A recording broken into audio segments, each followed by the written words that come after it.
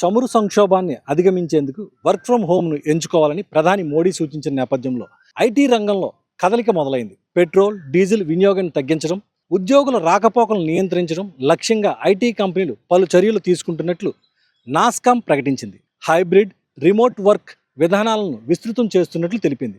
ఈ మేరకు సోమవారం ఒక ప్రకటన విడుదల చేసింది. నిరంతరం మారుతున్న భౌగోళిక రాజకీయ సంక్షోభాన్ని దృష్టిలో ఉంచుకొని కేంద్ర ప్రభుత్వంతో నిరంతరం సంప్రదింపులు జరుపుతున్నట్లు వెల్లడించింది. కంపెనీలు ఇప్పటికే క్యాంపస్లలో విద్యుత్ వినియోగాన్ని తగ్గించే చర్యలు చేపట్టాయని పేర్కొంది. అవసరం లేని విద్యుత్ వినియోగాన్ని తగ్గించడమే కాకుండా కొన్ని సౌకర్యాలను పరిమితం చేశామని తెలిపింది. రిమోట్ లేదా హైబ్రిడ్ విధానాలతో ఉద్యోగుల రోజువారీ ప్రమాణాలను తగ్గించి తద్వారా ఇంధన వినియోగాన్ని గణనీయంగా తగ్గిస్తామని ప్రకటించింది. హైదరాబాద్, బెంగళూరు, పూణే, చెన్నై, గురుగ్రామ్ లాంటి ఐటీ హబ్లలో లక్షల మంది ఉద్యోగులు రోజు వ్యక్తిగత వాహనాల్లో ప్రయాణిస్తుండటంతో భారీ స్థాయిలో పెట్రోల్, డీజిల్ వినియోగం జరుగుతోంది. హైదరాబాద్లో బీజేపీ సభలో పాల్గొన్న ప్రధాని మోడీ గల్ఫ్ సంక్షోభం నేపథ్యంలో పెట్రోల్, డీజిల్ పొదుపుగా వాడాలని, మెట్రో సేవలను వినియోగించుకోవాలని, కార్ పూలింగ్కి ప్రాధాన్యం ఇవ్వాలని, ఎలక్ట్రిక్ వాహనాలు వినియోగించాలని సూచించారు. కోవిడ్ సమయంలో అలవాటు పడిన వర్క్ ఫ్రం హోమ్, వర్చువల్ మీటింగ్లు, వీడియో కాన్ఫరెన్స్లను మళ్లీ విస్తృతంగా అమలు చేయాల్సిన సమయం వచ్చిందని చెప్పారు.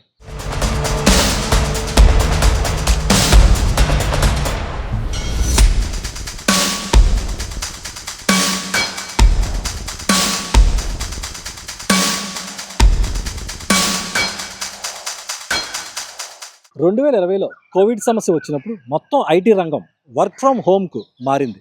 తర్వాత 3 ఏళ్ల పాటు హైబ్రిడ్ విధానమే కొనసాగింది. గత ఏడాది నుంచే కంపెనీలు ఉద్యోగులను కార్యాలయాలకు రావాలని ఒత్తిడి చేస్తున్నాయి. తాజాగా గల్ఫ్ సంక్షోభం నేపథ్యంలో రవాణా వ్యయాలు పెరుగుతున్న తరుణంలో కంపెనీలు మరోమారు వర్క్ ఫ్రం హోమ్ వైపు మొగ్గు చూపుతున్నాయి.